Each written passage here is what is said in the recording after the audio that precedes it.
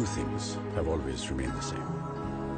The purity of my prayer and the purity in my prayer. Cycle Pure Agarbattis, the purity of prayer. यहाँ का विश्वास है अटूट। सब तकलीफें दूर हुई है, इसलिए मैं यहाँ आता हूँ। और यहाँ का प्रसाद है यहाँ की पहचान। वेंकटेश्वर स्वामी का लड्डू प्रसाद दुनिया भर में फेमस है। Lord Brahma has codified the special procedures to be performed during the Brahmotsav. देखिए इस ऐतिहासिक मंदिर के कुछ नए पहलू नेशनल जियोग्राफिक के साथ। Inside Tirumala Tirupati. Tune in now on National Geographic.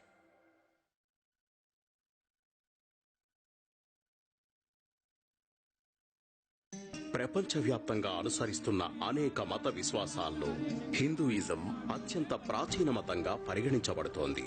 భారతదేశంలో వేల సంవత్సరాలుగా ఉనికిలో ఉన్న హిందూ మత ప్రభావంతో ఇక్కడ అసంఖ్యాక దేవాలయాలు వెలిశాయి. అయితే దక్షిణ భారతదేశంలో పర్వతాల మీద వెలిసిన ఓ ఆలయం ప్రపంచంలో అత్యంత ఎక్కువ మంది దర్శించే హిందూ ఆధ్యాత్మిక క్షేత్రాల్లో ఒకటిగా విరాజిల్లుతోంది. ఇదొక అద్వితీయ ప్రదేశం.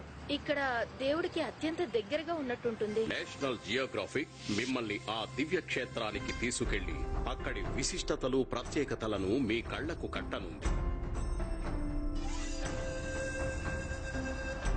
ఇక్కడి విశిష్ట సంప్రదాయాలు, కోలాహలంగా సాగే తిరుమల బ్రహ్మోత్సవం. శ్రీ వెంకటేశ్వర స్వామి తిరుమల దేవాలయం చూసొద్దాం రండి.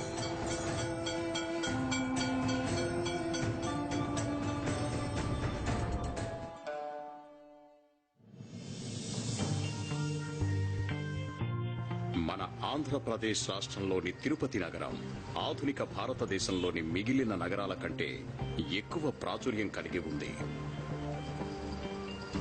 శతాబ్దాల చరిత్ర కలిగిన ఆధ్యాత్మిక స్వర్గానికి ముఖద్వారంగా ఉండడమే ఇందుకు కారణం. శేషాచలం పర్వత శ్రేణుల్లో భాగమైన 7 కొండలపైకి ప్రయాణం ఈ నగరం నుండే మొదలవుతుంది.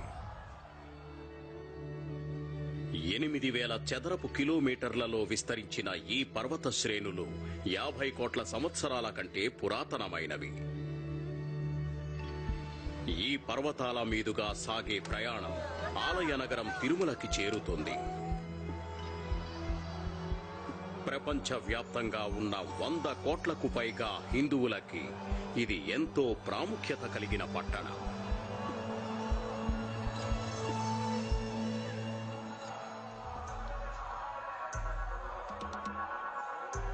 సముద్ర మట్టానికి 2,500 అడుగుల ఎత్తులో ఉన్న తిరుమల ఎక్కువ మంది హిందువులు దర్శించే పుణ్యక్షేత్రాల్లో ఒకటి. రోజూ ఇక్కడికొచ్చే పర్యాటకుల సంఖ్య 60 నుంచి 70,000. విశేష దినాల్లో ఆ సంఖ్య 1,00,000కి చేరుతుంటుంది. తిరుమలకి వచ్చే ప్రతి ఒక్కరూ ఇక్కడ కొలువైన శ్రీ వెంకటేశ్వర స్వామి దర్శనం కోసం తప్పిస్తుంటారు.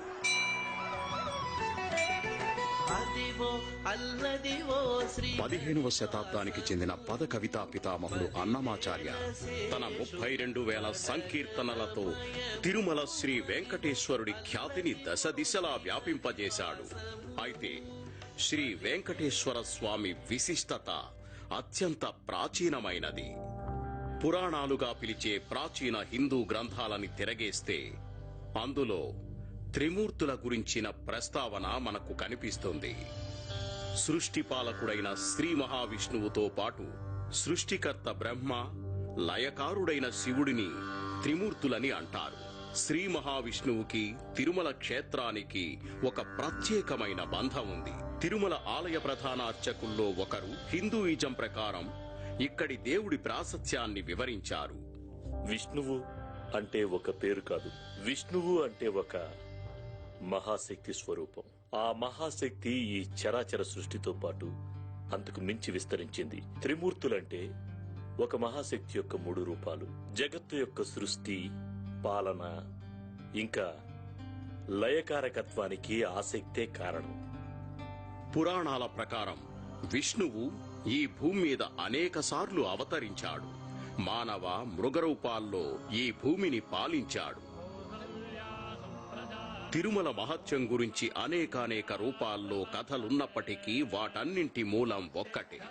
కలియుగ ప్రారంభంలో శ్రీ వెంకటేశ్వరుడిగా అవతరించిన విష్ణువు భక్తుల కోర్కెలు తీర్చే దేవదేవుడిగా తిరుమల క్షేత్రంలో కొలువయ్యాడు. తిరుమలలోని ఈ పవిత్ర ఆలయంలో కొలువైన ఆ వెంకటేశుని దర్శనం కోసం రోజూ వేలాది మంది భక్తులు ఇక్కడికి వస్తుంటారు. ద్రవిడ నిర్మాణ శైలితో నిర్మితమైన తిరుమల ఆలయం 7వ శతాబ్దానికి ముందు నాటి వాస్తురీతులతో కనిపిస్తుంది. ఈ నిర్మాణ శైలిలో విశిష్ట స్థానం కలిగిన గోపురాలు, స్తంభాలతో నిర్మితమైన మండపాలు ఇక్కడ చాలా కనిపిస్తాయి. గోపురాలు, స్తంభాలతో నిర్మించిన గోడల మీద కనిపించే శాసనాలు, హస్త కళాఖండాలు ఒకప్పటి వివిధ రాజవంశాల చరిత్రలని వివరిస్తాయి. తిరుమల 9వ శతాబ్దం నాటి పల్లవుల పాలనని, 11వ శతాబ్దం నాటి తంజావూరు చోళుల పాలనని చవిచూసింది. అటుపై 14, 15వ శతాబ్దాలలో ఈ ఆలయ పట్టణం విజయనగర సామ్రాజ్యంలో భాగమైంది. 1800 నుంచి 20వ శతాబ్దం తొలి పావు భాగం వరకు బ్రిటిష్ సామ్రాజ్యం ఇక్కడ పన్నులు వసూలు చేసింది. చివరకు 1933లో ఒక ప్రత్యేక చట్టం ద్వారా తిరుమల దేవాలయ పాలన, దేవాలయ సంబంధిత కార్యకలాపాల కోసం తిరుమల తిరుపతి దేవస్థానాల పేరుతో స్వయం ప్రతిపత్తి గల వ్యవస్థని ఏర్పాటు చేశారు. దాన్ని టీటీడీ అంటారు. అప్పటి నుంచి ఇక్కడ టీటీడీ పాలనే సాగుతోంది. తిరుమలకు వచ్చే భక్తులకు ఈ వ్యవస్థే సకల సౌకర్యాలు కల్పిస్తుంది. ఇక్కడికొచ్చే ప్రతి భక్తుని లక్ష్యం దాదాపు ఒక్కటి: తిరుమలలో కొలువైన శ్రీ వెంకటేశ్వర స్వామిని కళ్ళారా దర్శించుకోవడం. నేను చాలా కాలంగా స్వామివారిని దర్శించుకుంటున్నాను. నా కోరికలన్నీ కూడా ఒక్కొక్కటిగా తీరిపోతూ వస్తున్నాయి. ఎన్ని కష్టాలున్నా జీవితం విలువైంది. నా కష్టాలన్నీ దూరం అయిపోయాయి. అది ఆ స్వామివారి దర్శనంతో. అయితే ఈ స్వామి దర్శన భాగ్యం అంత సులభం కాదు.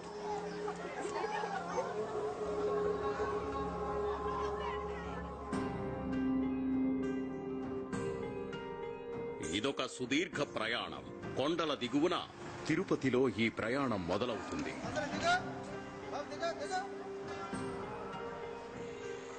తిరుమల చేరడానికి 2 పద్ధతులున్నాయి.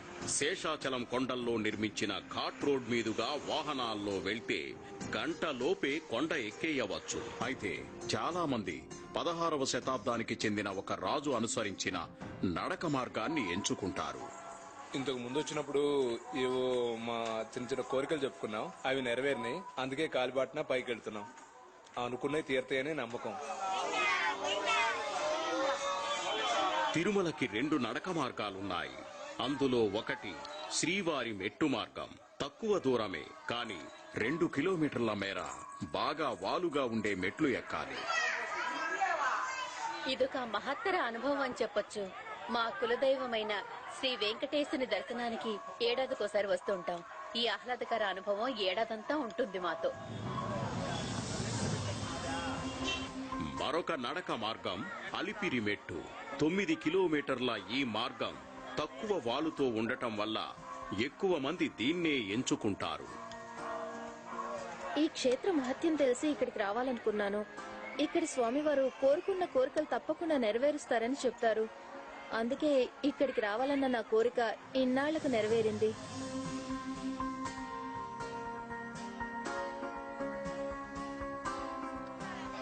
ఈ మార్గంలో భక్తుల విశ్వాసాలు ఎన్నో రూపాల్లో కనిపిస్తాయి.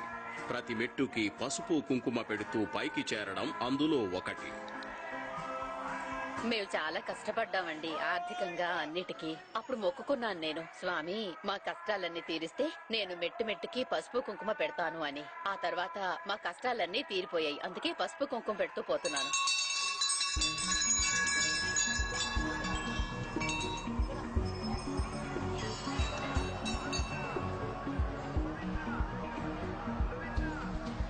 కొంతమంది భక్తులు మొక్కు తీర్చుకోవడానికి ఈ మెట్లన్నీ మోకాళ్ల మీద ఎక్కుతుంటారు.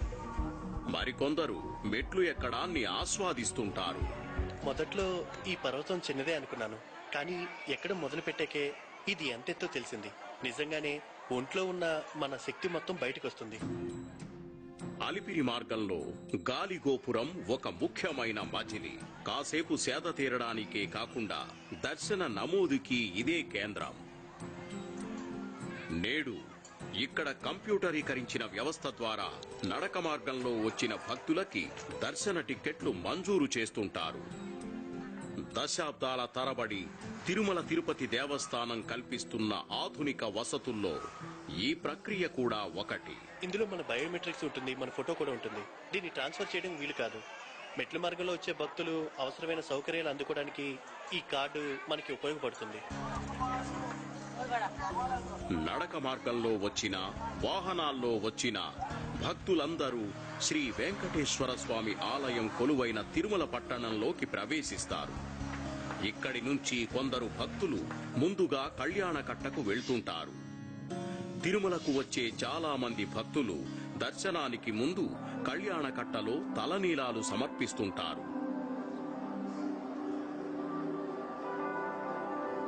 అందుకే గుండులో ఉన్న భక్తులు తిరుమలలో ప్రతిచోటా కనిపిస్తారు.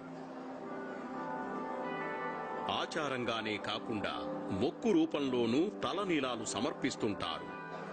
మొక్కు అంటే ఇప్పుడు మనం ఏదైనా మనం కోరుకున్నప్పుడు మొక్కు ఇస్తామా అనేది సహజం. అది నేనేంటంటే మా పాప పుడితే నేను పాపకి కళ్ళేలా ఇస్తానని చెప్పి నేను మొక్కున్నాను.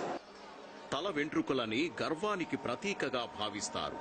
అందుకే గర్వాన్ని తీసేసి దర్శనానికి వెళ్తున్నామంటూ భక్తులు ఈ ఆచారం పాటిస్తారు. దేవుడు మొక్కు తీర్చామనే తృప్తి, ఆనందం మాకున్నాయి. మాకు చాలు. తలనీలాలు ఇచ్చినవారు లేదా ఇవ్వని వారంటూ తేడా లేకుండా భక్తులందరూ దర్శనం కోసం క్యూ లైన్లలోకి ప్రవేశిస్తారు. క్యూ లైన్లలోకి ప్రవేశించిన భక్తులు గంటల తరబడి దర్శనం కోసం నిరీక్షించాల్సి ఉంటుంది. నడక మార్గంలో వచ్చిన భక్తులకి సైతం ఈ నిరీక్షణ తప్పదు. అందుకే క్యూ లైన్లలోని భక్తుల కోసం చాలా విశ్రాంతి ప్రదేశాలు నిర్మించారు. వైకుంఠం క్యూ కాంప్లెక్స్ అందులో ఒకటి. చక్కని ఆలోచన ఇది. రోజు దాదాపు 50,000 మంది భక్తులు వచ్చే తిరుమలలో ఒక్కోసారి దర్శనం కోసం 10 గంటలకి పైగా నిరీక్షించాల్సి ఉంటుంది. ఏటా భక్తుల సంఖ్య పెరుగుతూనే ఉండడంతో ఇన్ఫర్మేషన్ టెక్నాలజీ ద్వారా, ఆన్లైన్ ద్వారా ముందే దర్శన సమయాన్ని బుక్ చేసుకునే సులభమైన అవకాశాన్ని టీటీడీ అధికారులు ముందుకు తెచ్చారు. ఆన్లైన్ సౌకర్యంతో వచ్చిన, క్యూ లైన్ ద్వారా వచ్చిన తిరుమలకి ప్రతి భక్తుడి చివరి గమ్యం శ్రీ వెంకటేశ్వర స్వామి ఆలయ ప్రవేశం.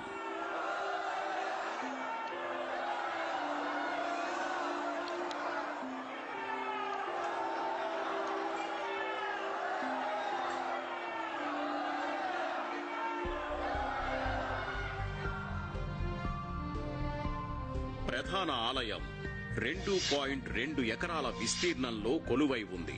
415 అడుగుల ఎత్తు, 263 అడుగుల వెడల్పుతో ఉండే నిర్మాణమిది.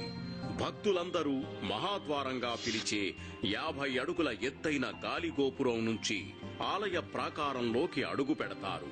ఆలయ ప్రాకారంలో గర్భాలయానికి ముందుగా ధ్వజస్తంభం ఉంటుంది. అక్కడి నుంచి ఎడమవైపు వెళ్తే రంగనాయక మండపం వస్తుంది. ధ్వజస్తంభానికి కుడివైపున అద్దాల మహల్ ఉంటుంది. అసంఖ్యాక ప్రతిబింబాలను ఏర్పరిచే అద్దాల గది అది. గర్భగుడి మార్గంలో ముందుగా వెండి వాకిలి ఉంటుంది. ఈ గడప మొత్తం వెండి రేకులతో తాపడం చేసి ఉంటుంది. అటుపై బంగారు వాకిలి వస్తుంది. బంగారు వాకిలి దాటి ముందుకు వెళ్లే భాగ్యం చాలా మంది భక్తులకి లభించదు.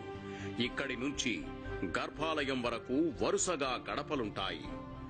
ముందుకెళ్లే కొద్దీ ఒక్కో గడప వెడల్పు తగ్గుతుంది. జీవాత్మ పరమాత్మలో కలిసేందుకు ప్రయాణించే మార్గానికి ఇది సంకేతమని చాలామంది విశ్వసిస్తారు. అందుకే కావచ్చు ప్రధాన దైవం కొలువైన ప్రదేశాన్ని సంస్కృతంలో గర్భగృహం అని అంటారు.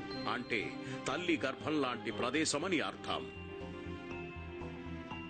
ప్రధాన దైవం అన్ని రకాల ప్రకృతి శక్తుల ప్రభావం నుంచి దూరంగా ఉండాలి. అంటే గాలి, సూర్యకాంతి, వర్షం, ఉరుములకి దూరంగా ఉంటేనే స్వామిలోని మహాశక్తి అలాగే ఉంటుంది. అందుకే గర్భగుడిలోకి అందరికీ ప్రవేశం లేదు. అందుకే అర్చకులు మాత్రమే గర్భాలయంలోకి ప్రవేశిస్తూ ఉంటారు. భక్తులందరూ ఆ ద్వారానికి బయటే ఉండి ప్రధాన దైవాన్ని దర్శనం చేసుకోవాలి.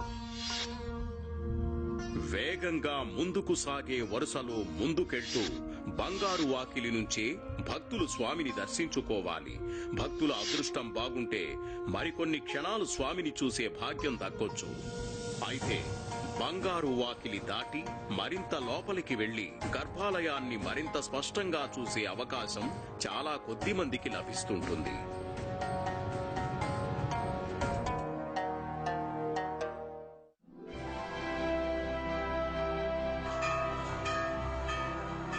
గంటల కొద్దీ క్యూ లైన్లలో నిరీక్షించిన తర్వాత భక్తులు శ్రీ వెంకటేశ్వర స్వామి దేవాలయంలోని ప్రవేశ మార్గం వద్దకి చేరుకుంటారు.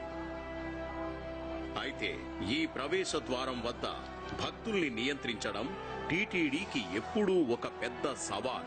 ఆగమ శాస్త్రాలుగా పేర్కొనే ప్రాచీన గ్రంథాల్లోని నియమ నిబంధనల ప్రకారం ప్రధాన ఆలయ ప్రవేశ మార్గాన్ని విస్తరించే మతపరమైన అనుమతి టీటీడీకి లేదు.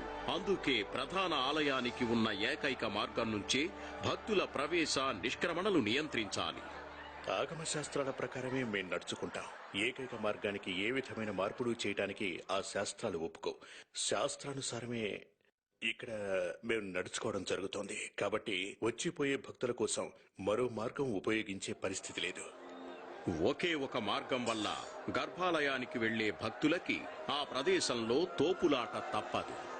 అందుకే లోపలికి పంపేటప్పుడు బయటకొచ్చేవాళ్లని, బయటకి పంపేటప్పుడు లోపలికొచ్చేవాళ్లని ఆపేస్తారు. మామూలు రోజుల్లో 1 గంట సమయంలో దాదాపు 4000 మంది భక్తులు ఈ మార్గంలో దర్శనానికొస్తారు. కాబట్టి మేము 3 నిమిషాల లోపలికి 4 నిమిషాలు బయటకి, 3 నిమిషాల లోపలికి 4 నిమిషాలు బయటకి, అటుపై 3 నిమిషాల లోపలికి 5 నిమిషాలు బయటికి వచ్చే పద్ధతిని పాటిస్తుంటాం.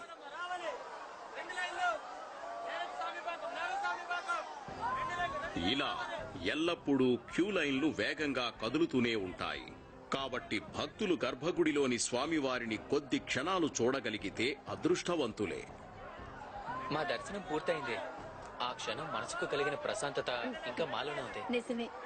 గంటల తరబడి క్యూ లైన్లలో వేచి ఉన్న తర్వాత దేవుణ్ణి కొన్ని క్షణాలు చూసినప్పటికీ మనసంతా ప్రశాంతతతో నిండిపోయింది. కేవలం మేము కొన్ని క్షణాలలో బయటకు వచ్చేసి ఇక్కడ నిలబడిపోయాం అంతే. ఆయన్ని చూసినప్పుడు మనం అన్నీ మర్చిపోతాం. అలా చూస్తూ ఉండిపోతాం అంతే. కనీసం ఏదైనా మొక్కోవాలన్న ఆలోచన కూడా రాదు. అందుకే ఆయన అలా చూస్తూ ఉండిపోయాం. నాకదే చాలు. ఆ కొద్ది క్షణాలు చాలా మంది భక్తులకు సరిపోతాయో లేదో తెలియదు. కానీ ఈ గర్భగుడిలోని అనేక అద్భుతాలు చూడాలంటే మాత్రం చాలా సమయం కావాలి. అయితే కెమెరా కంటితో వాటిని చూసేందుకు శాస్త్రం ఒప్పుకోదు. కాబట్టి ఈ నమూనా ఆలయం ద్వారా ఆ అద్భుతాలు చూద్దాం. శ్రీవారి గర్భగుడిని అచ్చు తీసినట్టుగా ఉండే ఆలయమిది. టీటీడీ ఆధ్వర్యంలోని ఎస్వీబీసీగా పిలిచే శ్రీ వెంకటేశ్వర భక్తి ఛానల్ ద్వారా శ్రీవారికి జరిగే సంప్రదాయ సేవలను ప్రసారం చేయడం కోసం 2008లో ఈ ఆలయాన్ని నిర్మించారు.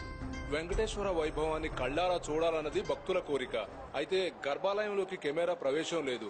అందుకే గర్భగుడిలో ఎలా ఉంటుందో అచ్చంగా అదే విధంగా ఉండేలా తిరుపతిలో ఒక తిరుమల ఆలయాన్ని నిర్మించాం. తిరుమల ఆలయంలో జరిగే అన్ని రకాల సేవలను ఇక్కడ యాజ్ టీజ్ గా అంటే తూచా తప్పకుండా చేస్తూ వాటిని షూట్ చేసి ప్రసారం చేస్తుంటాం. ఈ నమూనా ఆలయం ప్రతి ఒక్క విషయంలోనూ అసలు దేవాలయానికి నకలుగా ఉంటుంది. ప్రత్యేకించి ఇక్కడి గర్భగుడి అద్భుతంగా తిరుమలని తలపిస్తుంది. నల్ల రాతితో చేసిన ఈ గర్భాలయంలోని మూల విరాట్ శ్రీ వెంకటేశ్వర స్వామి నిలువెత్తు విగ్రహం 8 అడుగుల ఎత్తుతో ఉంటుంది. తిరుమల శ్రీవారిని శ్రీ వెంకటేశ్వర స్వామి పేరుతో పాటు తిరుమల బాలాజీ, గోవింద, శ్రీనివాస అంటూ భక్తులు పలు పేర్లతో పిలుస్తుంటారు. శ్రీవారి విగ్రహాన్ని ఏ శిల్పి రూపొందించాడు లేదా ఎవరు ప్రతిష్ఠించారో చెప్పే ఆధారమేదీ లేదు. నిజానికి స్వామివారు ఇక్కడ స్వయంభువై వెలిసాడని ప్రతీతి. శ్రీ వెంకటేశ్వర స్వామి పేరుతో రూపొందించే చిత్రాలన్నీ ఇంచుమించు ఇదే రూపంతోనే కనిపిస్తుంటాయి. కాని స్వామివారికి చాలా రూపాలున్నాయి. ప్రధాన విగ్రహం చుట్టూ ఆ రూపాలన్నీ కొలువై ఉంటాయి. ఈ ప్రతి విగ్రహం ప్రత్యేకమైన అస్తిత్వం కలిగి ఉండడంతో పాటు వివిధ సందర్భాల్లో ప్రత్యేక పూజలు అందుకుంటాయి.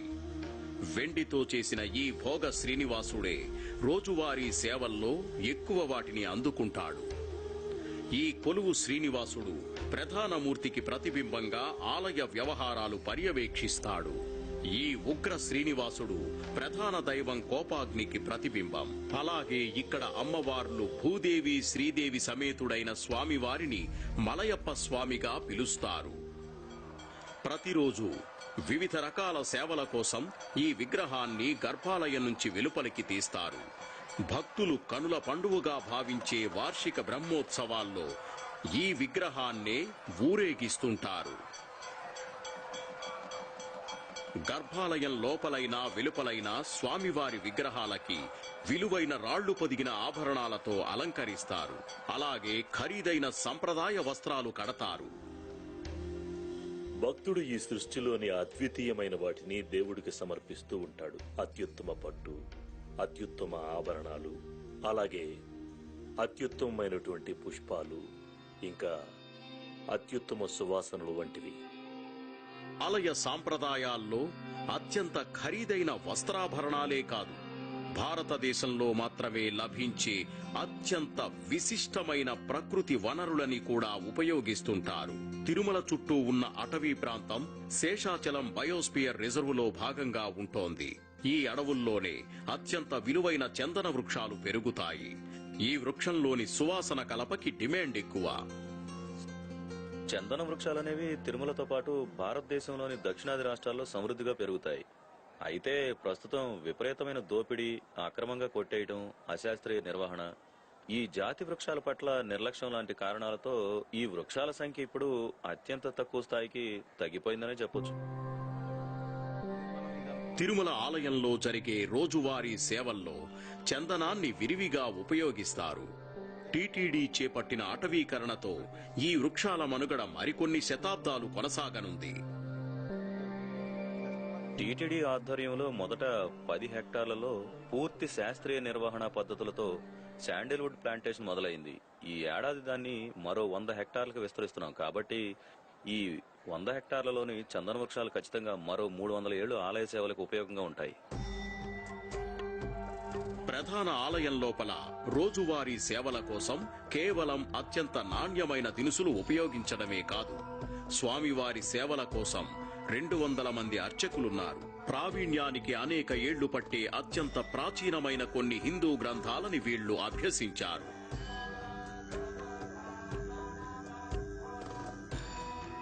శ్రీ వెంకటేశ్వర స్వామి ఆలయం నుంచి కొన్ని కిలోమీటర్ల దూరంలో శేషాచలం అడవుల్లో ధర్మగిరి కొలువై ఉంది.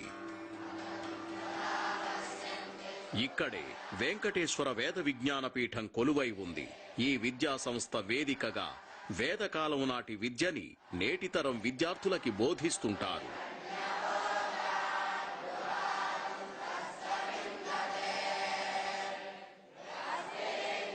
ఈ వెంకటేశ్వర వేద విజ్ఞాన పీఠం 134 సంవత్సరాల క్రితం స్థాపించబడింది. మంచి ఉత్తమమైనటువంటి వేద పండితులని, అలాగే దేవాలయాల్లో చక్కగా అర్చన చేయటానికి సమర్థమైనటువంటి అర్చకులని, అలాగే ప్రపంచంలో ఉండే వారందరికీ కూడా పౌరోహిత్యం చేయటానికి చక్కటి పురోహితుల్ని తయారు చేయటానికి ఈ వేద విజ్ఞాన పీఠం తిరుమల తిరుపతి దేవస్థానం ద్వారా కొనసాగుతోంది.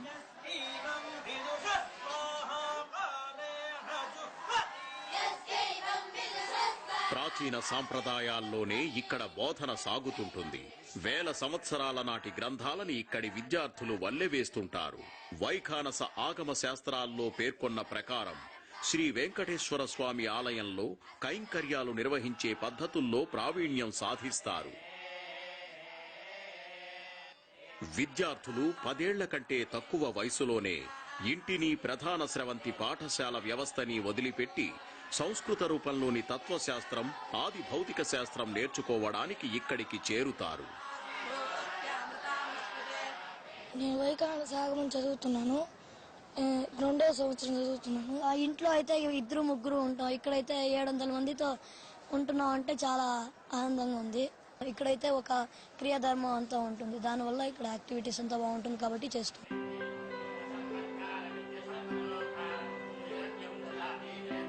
గ్రాడ్యుయేషన్ తర్వాత ఈ విద్యార్థులు తిరుమల తిరుపతి ఆలయంలో విధులు నిర్వహించే 200 మంది అర్చకుల బృందంలో చేరుతుంటారు. ఆలయంలో సేవలు నిర్వహించడం, దాని పవిత్రతను కాపాడడం అర్చకుల పని మాత్రమే కాదు. తిరుమలలో మరో బృందం కూడా కీలకంగా వ్యవహరిస్తుంటుంది. వీళ్లనే జీయర్లు అంటారు. ప్రధాన ఆలయం తాళాలు అధికారికంగా వీళ్ల దగ్గరే ఉంటాయి. ఉదయం తలుపులు తెరవడం, రాత్రి తాళాలు వేయడం వీళ్లే చేస్తారు. ఏకాంత సేవ అయిన తర్వాత బీగాలు వేసుకొని ఇక్కడ తెస్తారు. మళ్ళీ సుప్రభాతానికి గొల్ల వాళ్ళని వచ్చి పిలుచుకొని పోతారు. కైంకర్య బరులను పిలుచుకొని వచ్చిన తర్వాత ఇక్కడి నుంచి జీయంగారిని పిలుచుకొని పోయి సుప్రభాతం చేస్తారు. సుప్రభాతం నుంచి ఏకాంత సేవ వరకు ప్రతి కైంకర్యం మఠం ద్వారా జరుగుతుంది. అన్ని కైంకర్యాలు. ఈ జీయర్లని శ్రీరామానుజుల వారసులుగా చెబుతారు. 11వ శతాబ్దానికి చెందిన ఈ ప్రముఖ ఆధ్యాత్మికవేత్త, సంస్కర్త రూపొందించిన ఆచారాలు, పద్ధతుల్లో చాలా వాటిని తిరుమల ఆలయంలో నేటికీ పాటిస్తున్నారు. తిరుమల ఆలయంలో అత్యంత ప్రఖ్యాతి చెందిన సాంప్రదాయాల్లో ప్రసాదం కూడా ఒకటి. ప్రధాన ఆలయం నుంచి వెలుపలికి వచ్చాక భక్తులకి దీన్ని అందజేస్తారు. నిజానికి తిరుపతి లడ్డూ పేరుతో ఇక్కడ అందించే ప్రసాదం భారతీయ మిఠాయిల్లోకెల్లా విశిష్టమైనది. తరాల నాటి ఈ విశిష్టతకి మరింత వన్నె తెచ్చేలా ఇటీవల ఈ ప్రసాదానికి పేటెంట్ దక్కింది. అంటే GI అనే భౌగోళిక సూచీ హోదా లభించింది.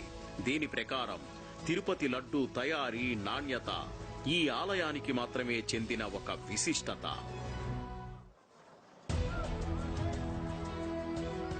ఈ లడ్డూకి ఇంత ప్రత్యేకత ఎందుకొచ్చింది? ఆధునిక సాంకేతికతని, ప్రాచీన పాకశాస్త్ర సంప్రదాయాన్ని జోడించి ఈ ప్రసాదాన్ని తయారు చేయడమే బహుశా అందుకు కారణం కావచ్చు.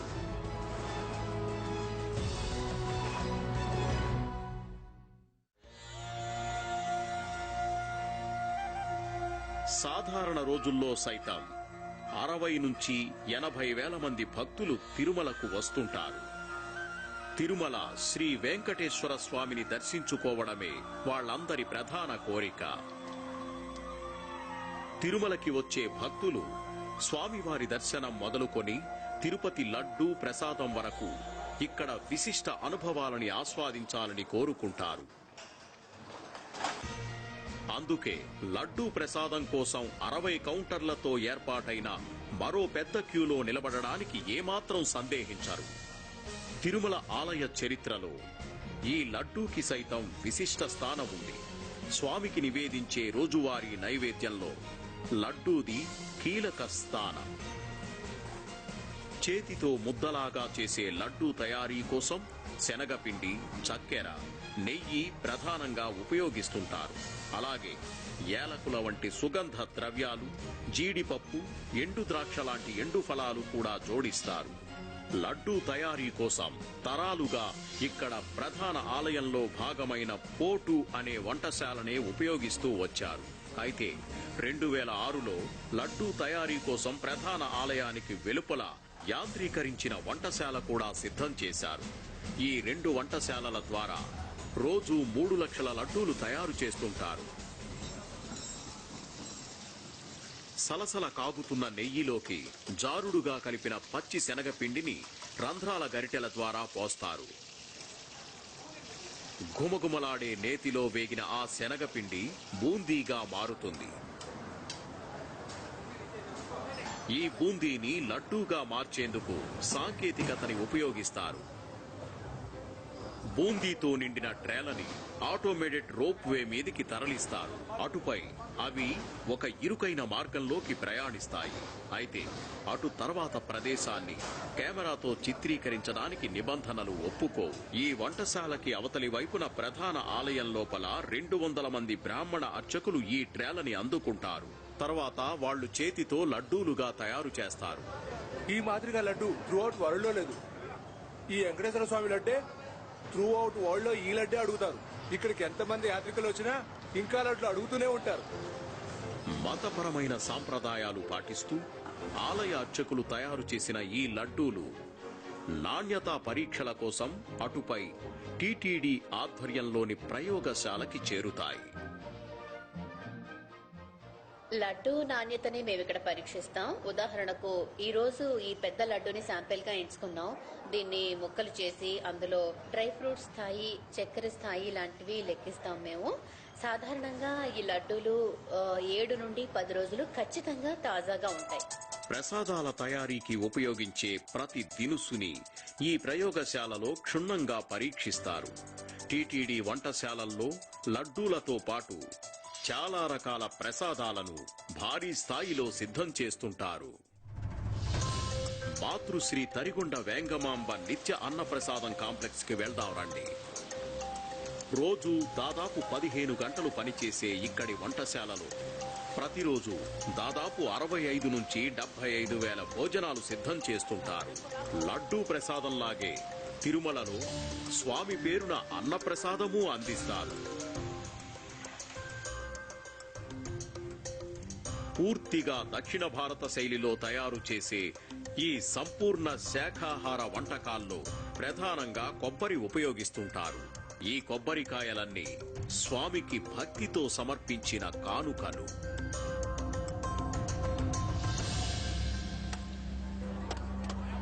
ప్రతిరోజు తిరుమలకి వచ్చే వేలాది మంది భక్తులు శ్రీ వెంకటేశ్వర స్వామికి అనేక ప్రత్యేక కానుకలు చెల్లిస్తుంటారు.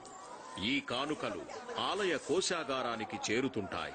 కొన్ని అంచనాల ప్రకారం ఆదాయం పరంగా అత్యంత ధనిక హిందూ దేవాలయాల్లో తిరుమల కూడా ఒకటి. ఖరీదైన సాధారణ కానుకలెన్నో భక్తులు సమర్పిస్తుంటారు. కొబ్బరికాయలు దేవునికి సమర్పించే ముఖ్యమైన కానుక.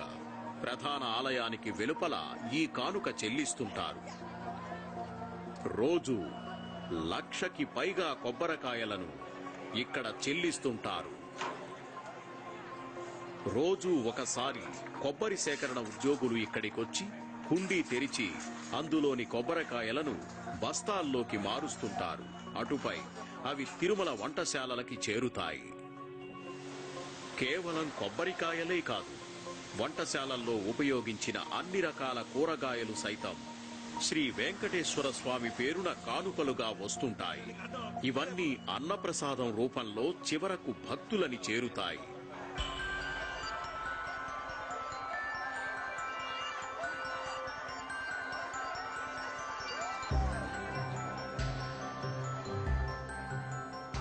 ప్రసాదాలు పూర్తిగా సాత్వికమైనవి. అంటే అదనపు మసాలాలేవి ఉండవు. వంటకాలు దేవుడికి సమర్పించిన మీదట వాటిని ప్రసాదం అని అంటారు. దర్శనం పూర్తి చేసుకున్న భక్తులకి ప్రసాదం అందజేస్తారు. దర్శనం తరువాత ఇచ్చేటటువంటి ప్రసాదాన్ని దేవుని దీవెనగా భావిస్తారు. అన్నప్రసాదం కోసం ఎవరైనా రావచ్చు. ఎలాంటి నియంత్రణలు ఉండవు. స్వామివారి ప్రసాదం కోసం ఎవరైనా ఇక్కడికి రావచ్చు. ఇక్కడ 4 హాల్స్ ఉన్నాయి. ఒక్కోటి 1000 మందికి సరిపోతుంది. కింద 2 హాల్స్, పైన 2 హాల్స్ ఉన్నాయి. దాంతో భక్తులకు ఎలాంటి ఇబ్బంది కలగదు. అన్ని బాగున్నాయండి, చాలా బాగున్నాయి. సాంబార్ అన్నం ఒకటి పెట్టారు, తర్వాత దద్దోజనం పెట్టారు, ఈ 2 తర్వాత పచ్చడి పెట్టారు. మొత్తం 3 ఐటమ్స్ కూడా చాలా బాగున్నాయండి. ఇంటి భోజనం చేసినట్టుంది. వచ్చిన వారు కూర్చోవడం, భోంచేయడం, శుభ్రం చేయడం అనే ప్రక్రియ ఇక్కడ నిరంతరం సాగుతూనే ఉంటుంది. తిరుమలలో వేలాది మంది భక్తులు వస్తున్నా సరే వాళ్ల అవసరాలు తీర్చే ప్రక్రియ ఏ అంతరాయం లేకుండా సాఫీగా సాగిపోతుంటుంది. సాధారణ రోజుల్లో ఇక్కడికి 65 నుంచి 75 వేల మంది వస్తుంటారు. అలాగే బ్రహ్మోత్సవం లేదా ఇతర ప్రత్యేక పర్వదినాల్లో మరింత ఎక్కువగా, అంటే దాదాపు 1,25,000 నుండి 1,50,000 వరకు భక్తులు వస్తుంటారు. త్వరలో జరగబోయే బ్రహ్మోత్సవం కోసం తిరుమలలో ఇప్పటికే అన్ని పనులు జోరందుకున్నాయి. కేవలం వంటశాలల్లోనే కాదు, వార్షిక బ్రహ్మోత్సవాలకి సిద్ధమయ్యే క్రమంలో అన్ని విభాగాల్లోనూ పనులు జోరందుకోవడం మొదలైంది. రోజు 1,00,000 మందికి పైగా వచ్చే భక్తుల అవసరాలు తీర్చేందుకు రాష్ట్ర అధికారులతో కలిసి పనిచేసేందుకు టీటీడీ సిద్ధమైంది. బ్రహ్మోత్సవాల్లో మనం సాధారణం కంటే మెరుగ్గా పనిచేయాలి. ఏ దశలోనూ సమన్వయ సమస్యలు తలెత్తకుండా జాగ్రత్త వహించాలి. అత్యంత ఘనంగా జరిగిన బ్రహ్మోత్సవాల్లో ఇది కూడా ఓ మంచి బ్రహ్మోత్సవంగా నిలవాలి. గరుడ సేవకి మరింత గొప్పగా పనిచేయాలి. బ్రహ్మోత్సవ సమయం దగ్గర పడుతోంది.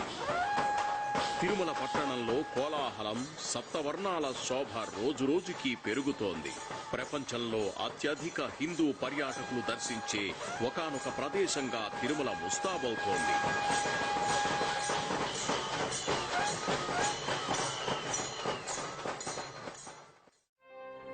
తిరుమల కొండ మీద 9 రోజుల పాటు అంగరంగ వైభవంగా సాగే బ్రహ్మోత్సవాలని చూసేందుకు రోజు 1,00,000 మందికి పైగా భక్తులు వస్తూ ఉంటారు.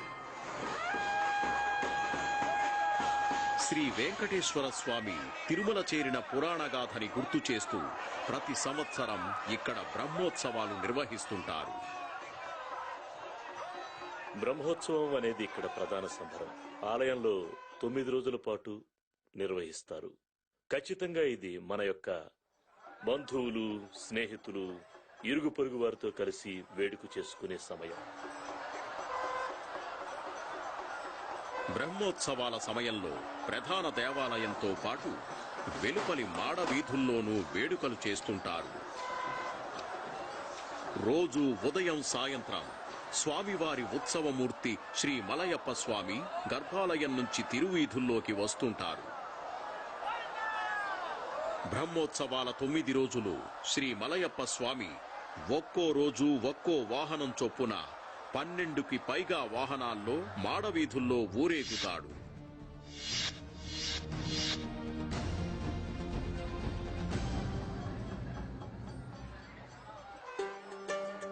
తిరుమల అంతటా పండుగ శోభ అందుకుంది. భారతదేశంతో పాటు విదేశాల నుంచి ప్రత్యేక కానుకలు వచ్చి చేరాయి. పొరుగు రాష్ట్రం నుంచి ఊరేగింపు గొడుగులు వచ్చేశాయి. ప్రపంచం నలుమూలల నుంచి విభిన్న పుష్పాలు స్వామి చెంతకి చేరాయి. తిరుమల బ్రహ్మోత్సవాలకి 3 months ముందుగానే వాళ్ళకి ఇంటిమేషన్ ఇస్తాం. అది ఒక లెటర్ రూపంలో పంపిస్తాం. ఇలా బ్రహ్మోత్సవాలు ఉంటాయి, ఈ డేట్ లో పూలు పంపించండి అని. మనకు ఎక్కువగా బ్యాంకాకు, సింగపూరు, ఈవెన్ అమెరికా నుండి కూడా వస్తాయి. సాధారణ రోజుల్లో తిరుమలలో స్వామివారి సేవల కోసం రోజు 100 నుంచి 200 కిలోల పుష్పాలు వినియోగిస్తుంటారు. బ్రహ్మోత్సవ సమయంలో ఆ సంఖ్య మరింత పెరుగుతుంది. మనకి బ్రహ్మోత్సవాల సందర్భంగా స్వామివారికి అలంకరణ కోసం సుమారు 30 నుంచి 36 టన్నుల వివిధ రకాల పుష్పాలను వినియోగిస్తాము. ఉదయం జరిగే వాహన సేవకి, సాయంత్రం జరిగే ఊంజళ్ల సేవకి, రాత్రిపూట జరిగే వాహన సేవలకి అదనంగా 150 నుంచి 200 కేజీల వివిధ రకాల పుష్పాలను వినియోగిస్తాం. ఈ పుష్పాల్లో ఎక్కువ భాగం వాహనాల అలంకరణకి వినియోగిస్తారు. ఈ వాహన సేవలు చూసేందుకు భక్తులు భారీగా వస్తుంటారు. ఉత్సవాల రోజైనా సాధారణ రోజైనా తిరుమలలో ప్రతిరోజు వేలాది మంది భక్తుల అవసరాలు తీర్చడం పరిపాలనాపరమైన అతిపెద్ద సవాలు. ఆ సవాలును ఎదుర్కోవడానికి వేలాది మంది శ్రీవారి సేవకులు సిద్ధంగా ఉంటారు. తిరుమలలో ప్రతి చోట శ్రీవారి సేవకులు కనిపిస్తారు.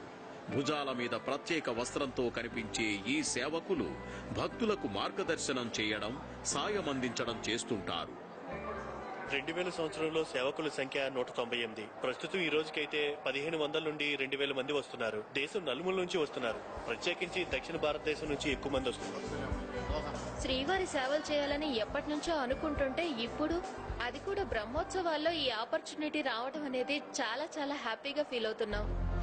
బ్రహ్మోత్సవాల సమయంలో దాదాపు 3000 మంది శ్రీవారి సేవకులు విధులు నిర్వహిస్తుంటారు. బ్రహ్మోత్సవాల సమయంలో భక్తులకి అన్ని సదుపాయాలు కల్పించడంతో పాటు తిరుమల వ్యాప్తంగా కట్టుదిట్టమైన భద్రత కోసం నిఘా వ్యవస్థలు నిరంతరం పనిచేస్తుంటాయి.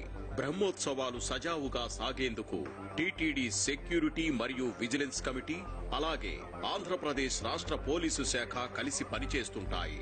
ప్రత్యేకించి వాహన సేవల సమయంలో ఈ విభాగాలు పూర్తి అప్రమత్తంగా ఉంటాయి. కెమెరాలు ఫిక్స్ చేసుంటాయి. పీటీజెడ్ కెమెరాల ద్వారా ప్రతి ప్రదేశాన్ని మానిటర్ చేస్తుంటాం. స్పష్టంగా చెప్పాలంటే వాహనం మండపం నుంచి వాహనం ఎప్పుడు బయలుదేరింది, ఏ సమయంలో ఎక్కడ ఉందనే విషయం మొదలుకొని ఊరేగింపు ముగిసి వాహనం మళ్లీ మండపం చేరేంత వరకు దాన్ని మేము పర్యవేక్షిస్తుంటాం. పోలీస్ డిపార్ట్మెంట్ నుంచి మేం బందోబస్తు కల్పిస్తాం. ఇక్కడ పోలీసులు సేవా దృక్పథంతోనే పనిచేస్తారు. అంటే వృత్తిలో భాగమైన సర్వీస్ కి హ్యూమన్ టచ్ కూడా ఇస్తాం. వెంకటేశ్వర స్వామి దర్శనం కోసం వచ్చే పర్యాటకులకి ఏ ఇబ్బంది కలగకుండా చూడటం మా విధిగా భావిస్తాం. బ్రహ్మోత్సవాల సమయంలో ప్రతిరోజు కొత్త భక్తులు వస్తుంటారు. బ్రహ్మోత్సవాల 5వ రోజున సాయంత్రం జరిగే గరుడ సేవ కోసం భక్తులు భారీ సంఖ్యలో తిరుమల చేరుకుంటారు. ఇక్కడ 7 గంటలకు వచ్చినాము. ఎందుకంటే బయటకు వస్తే ఇక్కడ ప్లేస్ దొరకదు కాబట్టి ఎర్లీగా వచ్చినాము. అయినా కానీ ఇక్కడ జనాలు ఫుల్ గా ఉన్నారు. ఎందుకంటే ఈరోజు Garudotsavam, it is very important festival Tirumala.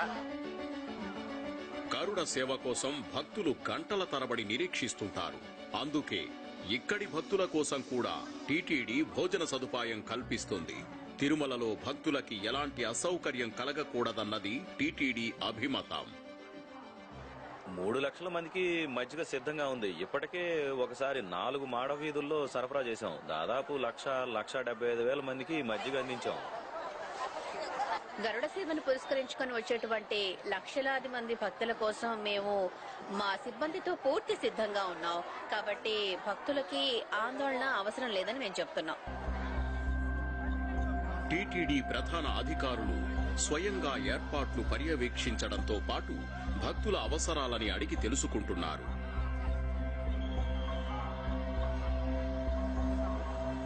ముందుగా నిర్ణయించిన ప్రకారమే అన్ని పనులు జరుగుతున్నాయి. అయినప్పటికీ మేము పూర్తిగా అప్రమత్తంగా ఉన్నాం.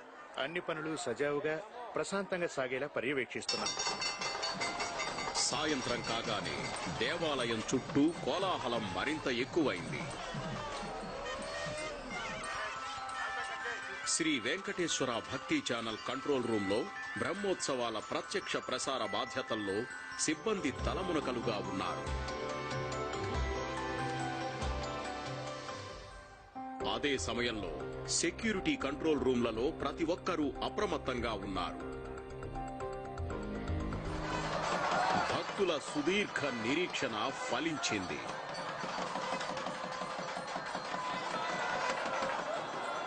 ప్రధాన ఆలయంలోని మూల విరాట్టుకి ప్రతిరూపమైన శ్రీ మలయప్ప స్వామి కన్నుల పండువగా అలంకరించిన గరుడ వాహనం మీద భక్తులకి దర్శనమిచ్చాడు.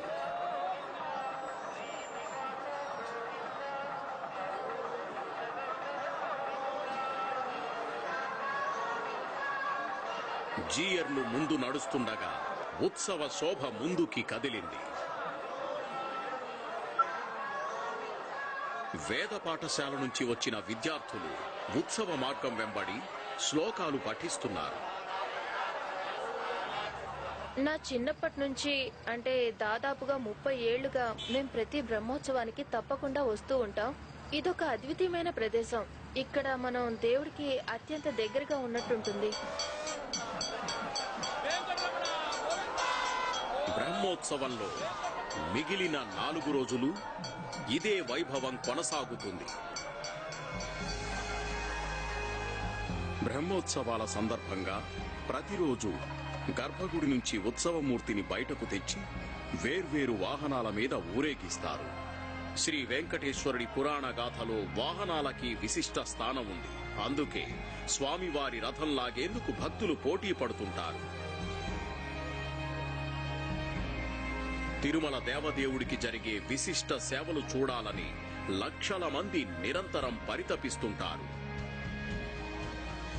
అందుకే శ్రీ వెంకటేశ్వర స్వామి కొలువైన తిరుమలలో లౌకిక ప్రపంచం అలౌకిక ప్రపంచంతో ఏకమై నిరంతర భక్తి ప్రవాహంగా కొనసాగుతోంది.